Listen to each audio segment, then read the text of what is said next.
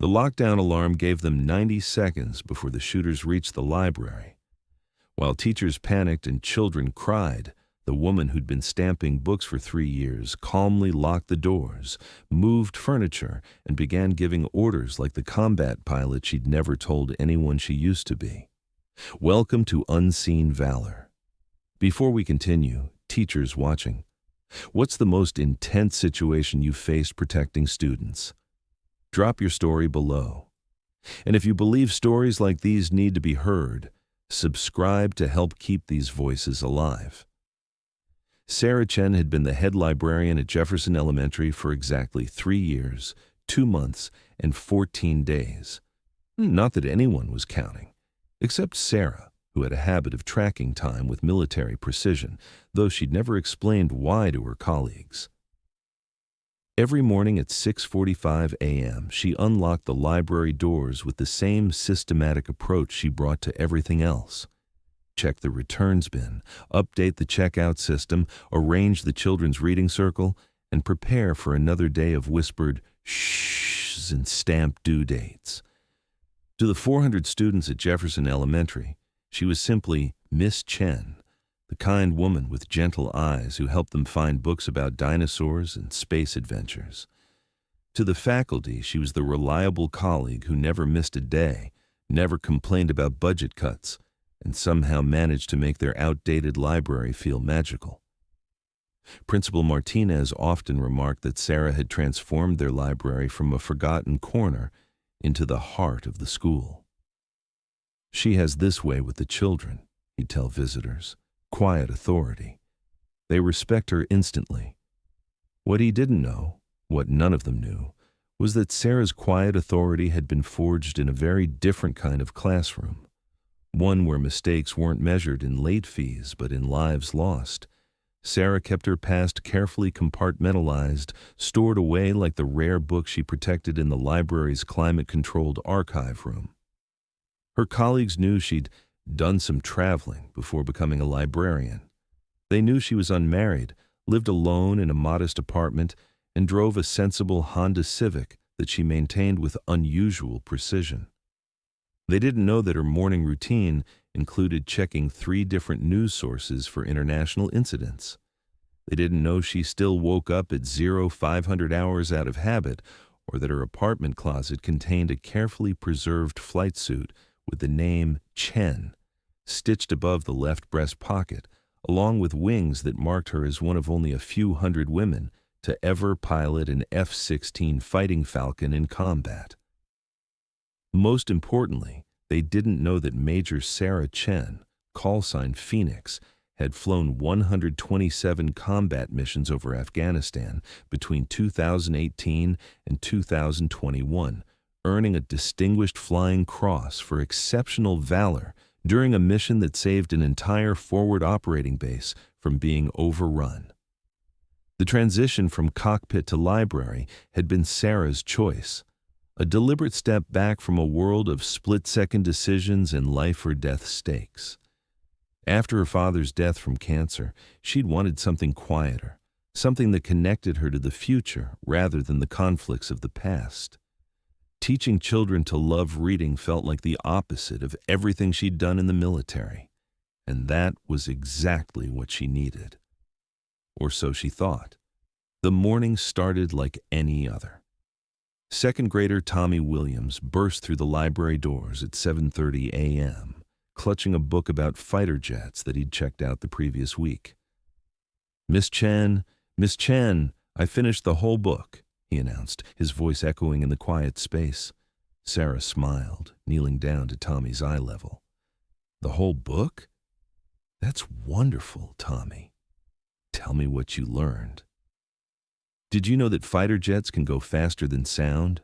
Tommy's eyes were wide with excitement.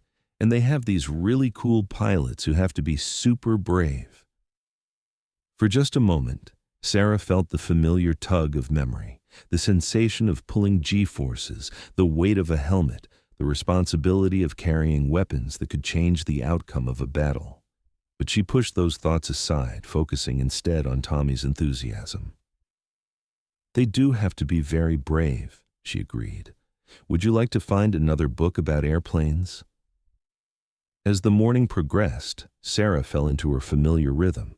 She helped Mrs. Patterson's first-grade class find books for their weather unit. She assisted the third graders with research for their state history projects. She mediated a dispute between two fourth graders over who got to check out the newest Captain Underpants book. It was during lunch hour, when the library was typically quiet, that everything changed. Sarah was at her desk, updating inventory records, when she heard the first unusual sound, a sharp crack that seemed to echo from somewhere near the main entrance of the school. She paused, listening. Jefferson Elementary was an old building, full of settling sounds and creaking pipes. But this was different. Then came the screaming.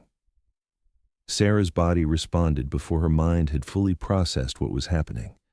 Years of training kicked in as she immediately moved to the library's main window, staying low, scanning the parking lot and entrance areas. Her movements were fluid, automatic, the muscle memory of someone who'd spent years in situations where awareness meant survival. She could see two figures in dark clothing near the main entrance. One appeared to be forcing open doors that should have been locked during school hours. The other was carrying what looked like a rifle. Sarah's mind shifted into a mode she hadn't accessed in 3 years. Threat assessment, tactical evaluation, response planning. The school's intercom crackled to life. Attention all staff and students. We are now in a code red lockdown. This is not a drill. Secure your locations immediately. But Sarah was already moving. Section 6, 90 seconds, record 6th. The lockdown alarm began blaring throughout Jefferson Elementary, a sound that sent every adult into barely controlled panic and every child into confused terror. But Sarah Chen heard something different in that alarm. She heard the countdown. She knew from her training and from studying school security protocols she'd never mentioned to anyone that they had approximately 90 seconds before armed intruders could reach the library from the main entrance. 90 seconds to transform a room full of vulnerable children into a secure, defensive position. "Everyone away from the windows, right now," Sarah called out, her voice carrying an authority that made the 43 children in the library stop crying and start moving. Quickly and quietly. Mrs. Patterson, who had been supervising her first graders' library time, stood frozen near the picture book section. "Sarah, what do we—" "Linda, I need you to help move the children to the back corner, behind the tall shelves," Sarah interrupted, already pushing the heavy circulation desk toward the main entrance. Now. The transformation was immediate and startling. The gentle librarian who spoke in soft tones had become someone else entirely. Someone who moved with purpose, spoke with command, and radiated the kind of calm that comes from experience in genuinely dangerous situations. "Tommy, Marcus, Jacob, I need you boys to help me move these chairs," Sarah directed, pointing to the heavy wooden chairs around the reading table. "We're going to build a barrier." "Like a fort?"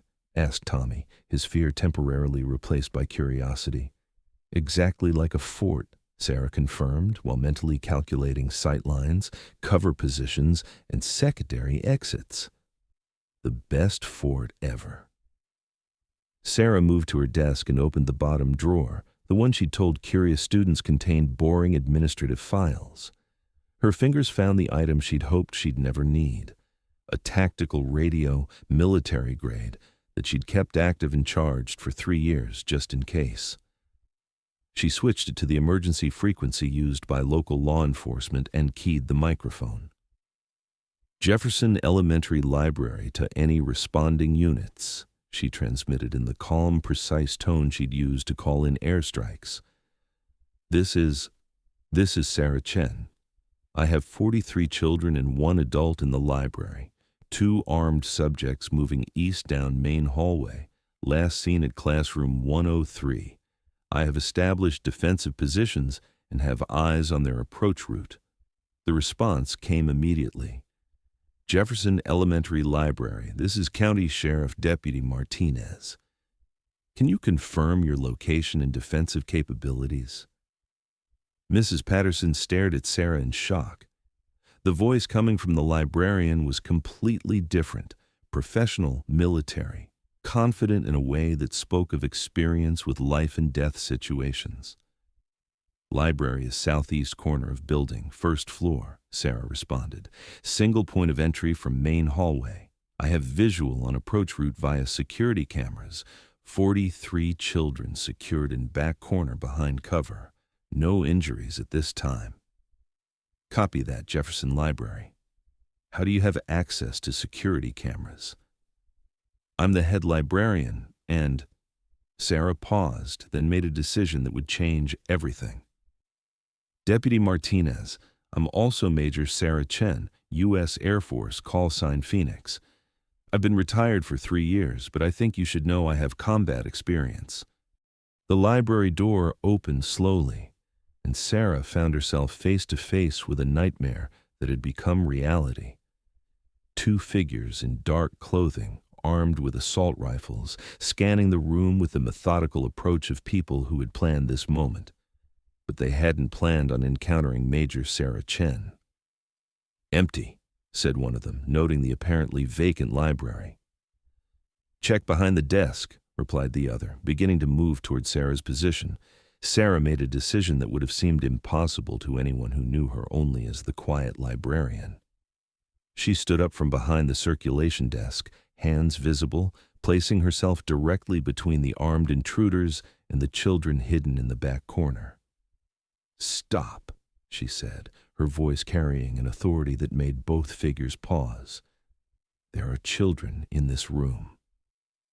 Lady, get down on the ground now, ordered the first gunman, raising his weapon. No, Sarah replied calmly. You're going to leave this room, and you're going to do it now. The exchange might have seemed suicidal to anyone listening, but Sarah was operating on several levels simultaneously. First, she was buying time. Every second mattered when law enforcement was en route. Second, she was gathering intelligence, studying their weapons, their positioning, their level of training. And third, she was doing something these attackers had never encountered. She was refusing to be a victim. Do you know what happened to the last people who threatened children while I was responsible for their safety?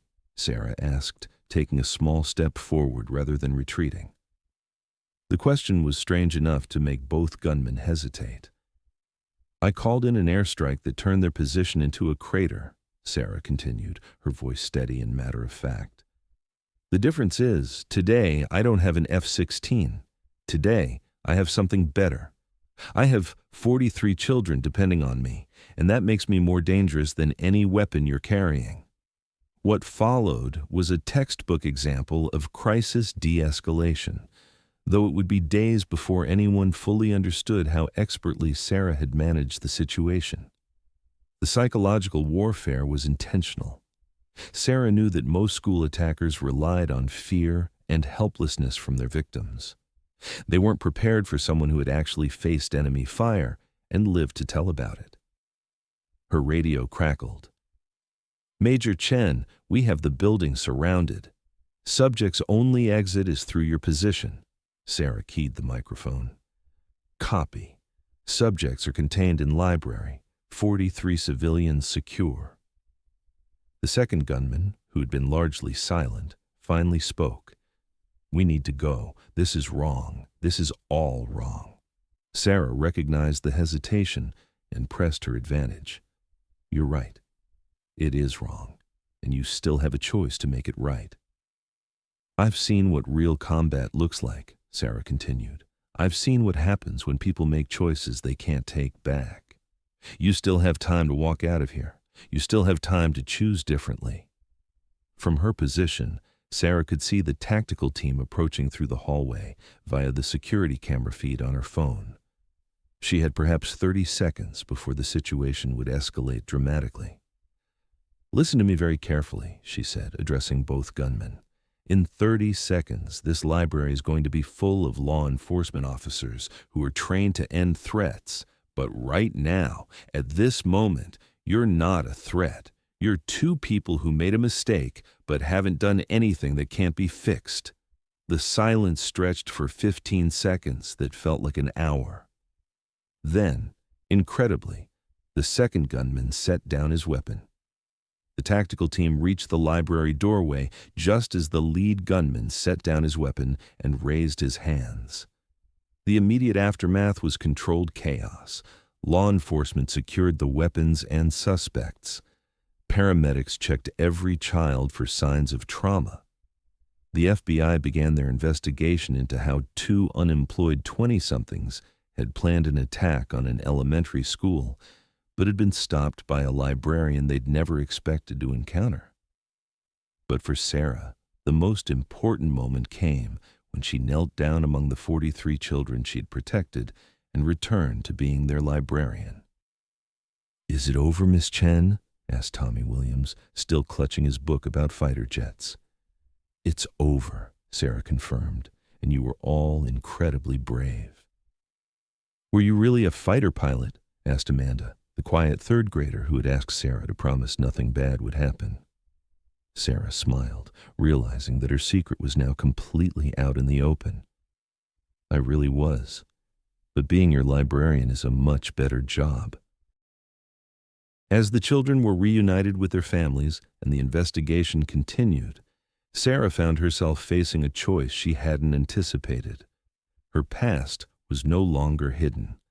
The community, the school district, and eventually the media would all want to know about the combat veteran who had saved 43 children using nothing but training, courage, and the unshakable conviction that no one threatens children on her watch.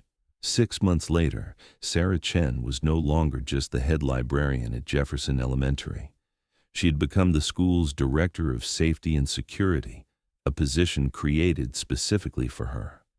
But she was also still the librarian, because as she told Principal Martinez, "The children need their books, and I need them to know I'm still the same person who helps them find stories about adventure." The library had been redesigned with subtle security improvements, but it remained a place of wonder and learning. Sarah had added a new section, books about aviation, military history, and stories of ordinary people doing extraordinary things. She also started a new program called Hidden Heroes, where community members with interesting backgrounds, veterans, first responders, immigrants with incredible stories, would come to read to the children and share their experiences. "There are heroes everywhere," Sarah would tell the children. "You just have to know how to see them." But perhaps the most important change was in Sarah herself. She no longer saw her military service and her role as an educator as separate parts of her life. They were both expressions of the same calling, protecting and serving others. On quiet afternoons when the library was peaceful and children were absorbed in their books, Sarah would sometimes look out the window and remember the cockpit of an F-16. But now, instead of feeling like she had given up something important, she realized she had found something even more valuable. She had found her way home. Today, Sarah Chen still begins each day at Jefferson Elementary at 6:45 a.m. She still checks the returns bin, updates the checkout system, and prepares for another day of whispered conversations and stamped due dates. But now, when children ask her about her past, she tells them stories of flying above the clouds and serving her country. When they ask her about courage, she tells them about the day they all showed incredible bravery during the scariest moment of their young lives.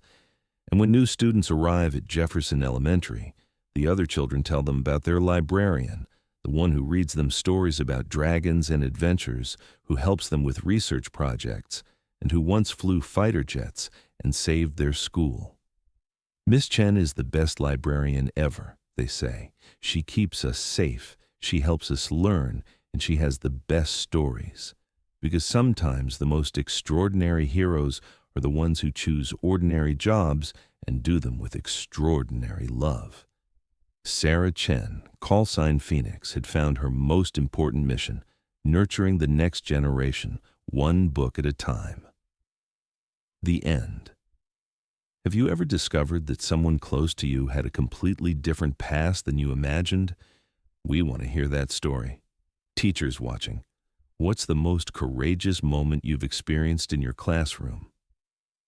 Military veterans, share how your training helped you in an unexpected civilian situation. If this story moved you, subscribe to Unseen Valor to make sure you never miss the stories of hidden heroes living among us. Because sometimes the bravest warriors are the ones who choose to teach children instead of fighting wars.